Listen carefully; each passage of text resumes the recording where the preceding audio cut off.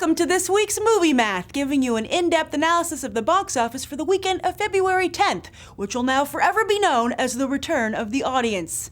Yes, for the first time ever on a non-holiday weekend, 4 films opened with 20 million plus. I myself tried to go to the movies on Saturday night at the AMC Garden State 16, emphasis on tried.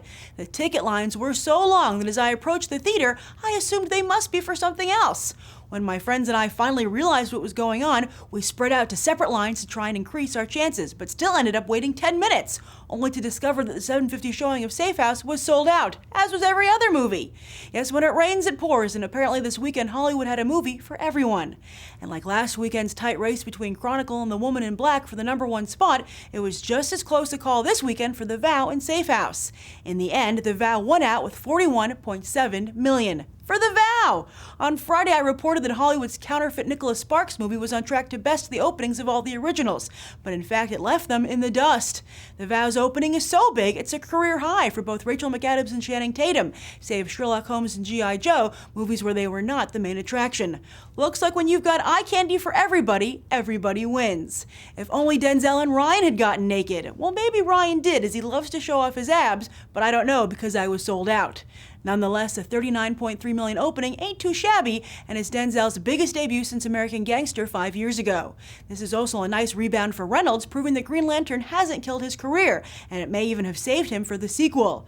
Fans were appealing to Hollywood to drop the Hal Jordan storyline for the sequel, and thus Reynolds, in favor of introducing Jon Stewart or Kyle Rayner. But with Reynolds flexing some impressive box office muscle, even if Denzel is spotting him, Warner Brothers might be willing to give him another go and save face while just swapping out everybody else who worked on the original. Or, as Beyond the Trailer's director DP Matt Colby noted, maybe Denzel should just play Jon Stewart.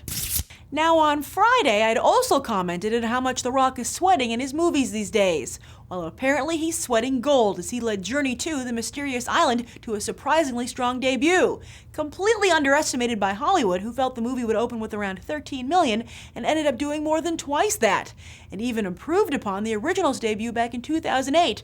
Pretty impressive considering that without Brendan Fraser, it didn't really feel like the same franchise. Speaking of Fraser, I bet right about now he wishes he'd made room in his shooting schedule for the flick after all.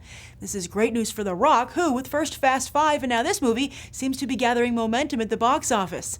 And considering the fun trailer for G.I. Joe 2, that movie will probably only help him pick up speed. Yes, The Rock's patience has paid off, and after first crossing over to movies a decade ago, he finally appears tantalizingly close to legitimate movie star status.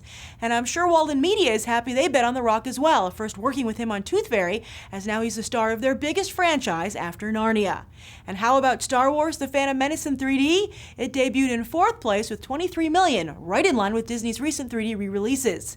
This is great news for Hollywood re-revenue sources, as it seems when a DVD door closes, a theatrical 3D re-release window opens.